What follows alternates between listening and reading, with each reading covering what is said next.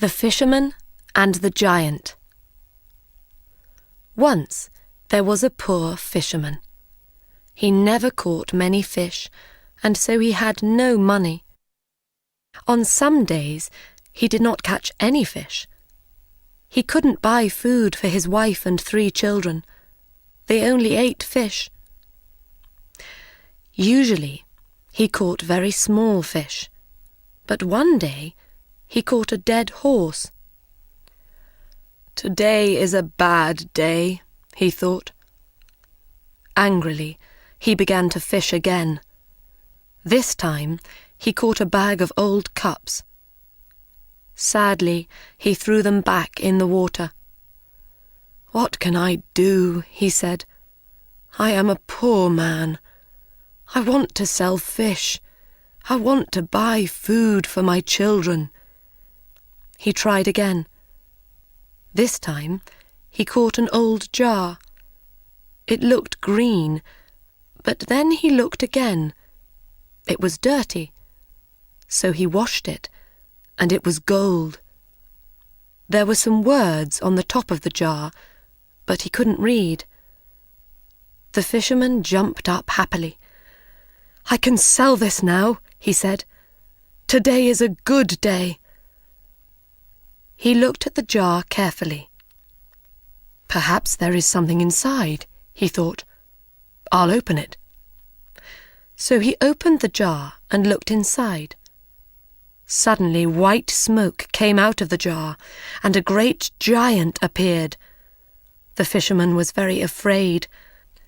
The giant spoke.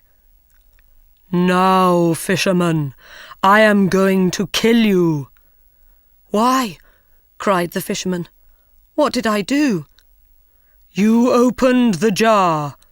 For that I am going to kill you. How do you want to die?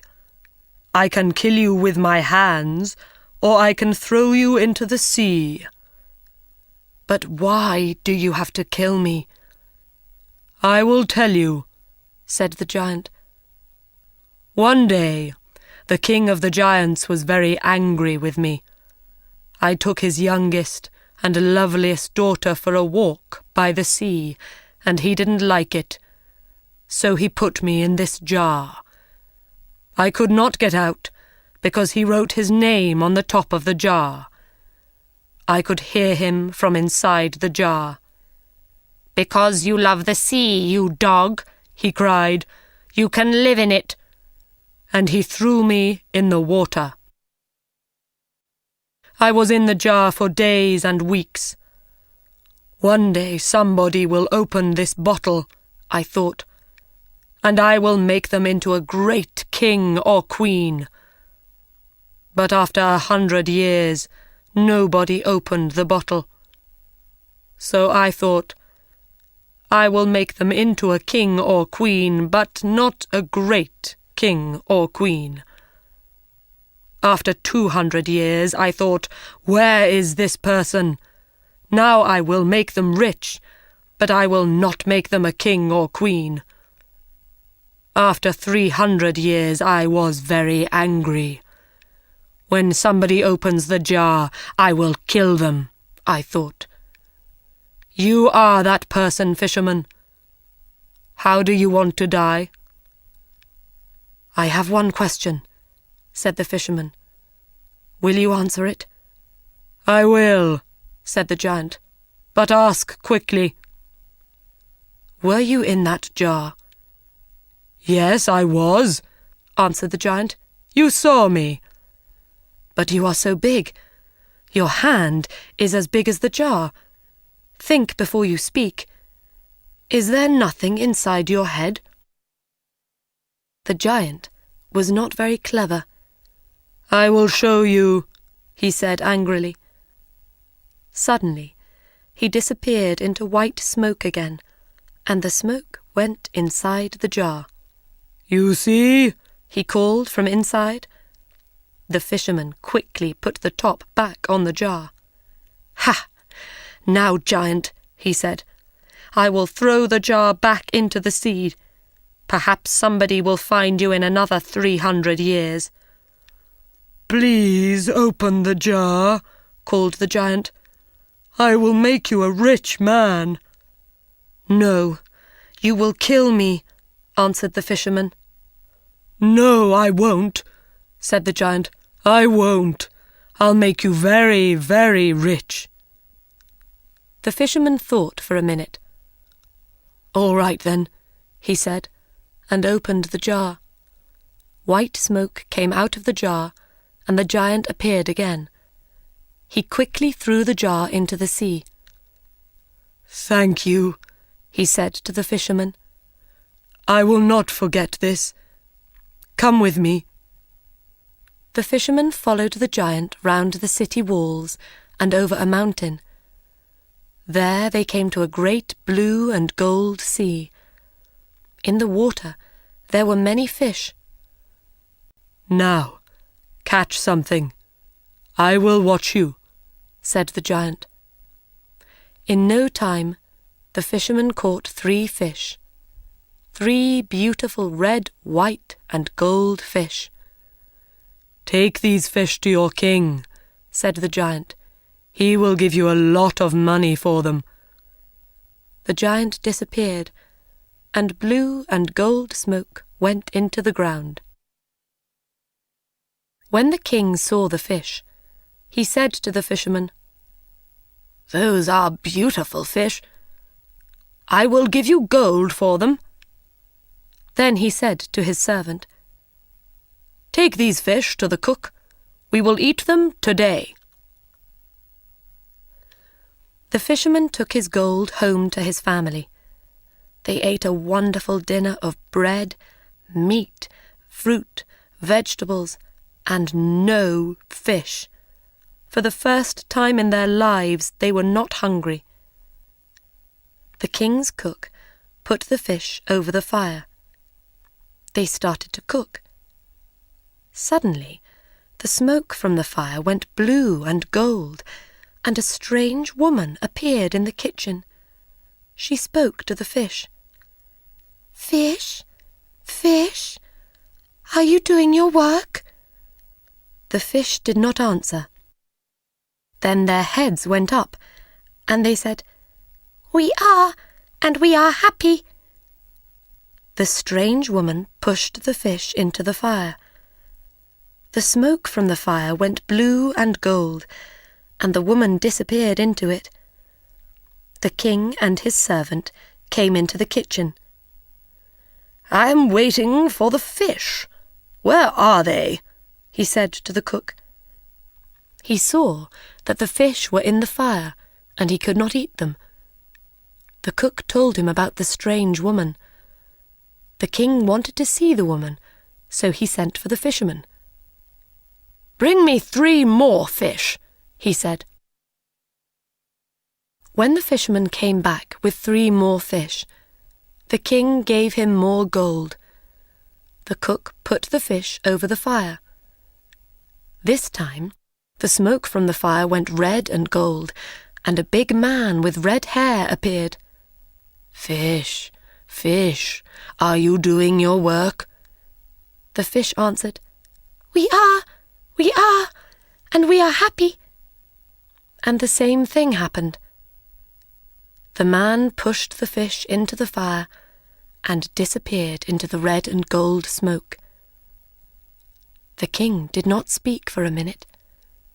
This was magic. Then he turned to the fisherman. Where do you get these fish? He asked.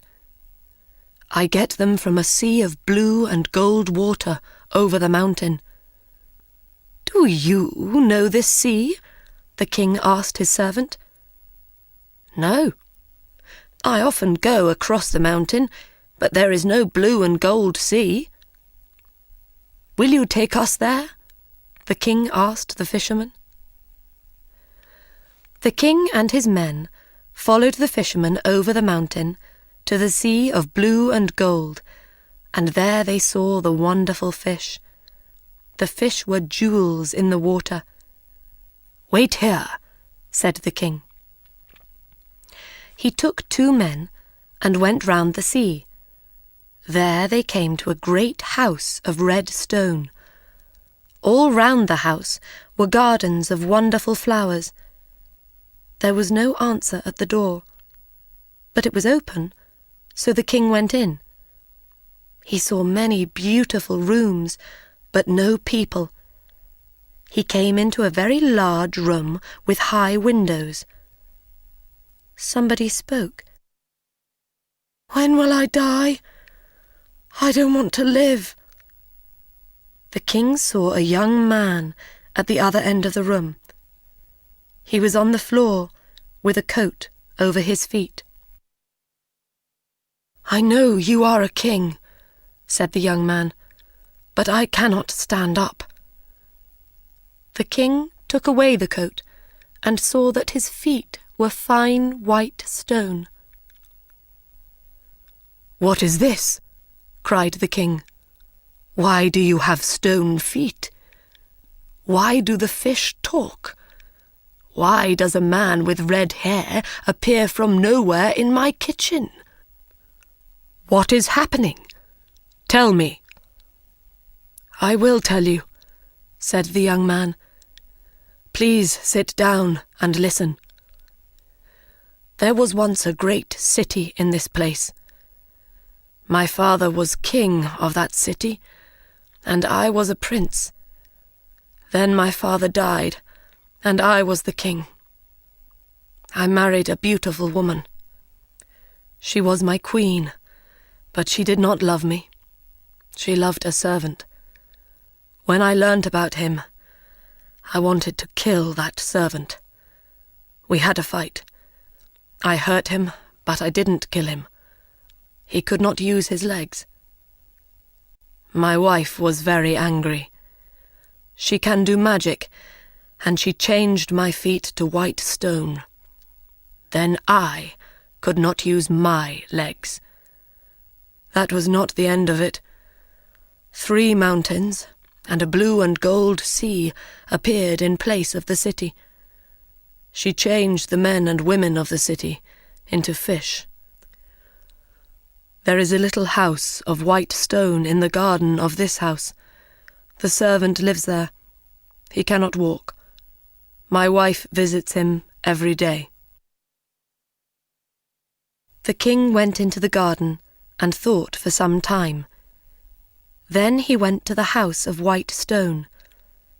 He found the servant inside and killed him. He put the servant under the bed and then climbed onto it. He pulled the servant's jacket over his face. Some time later, the queen came in. "Are you happy, my dearest servant?" she asked. "No," said the king.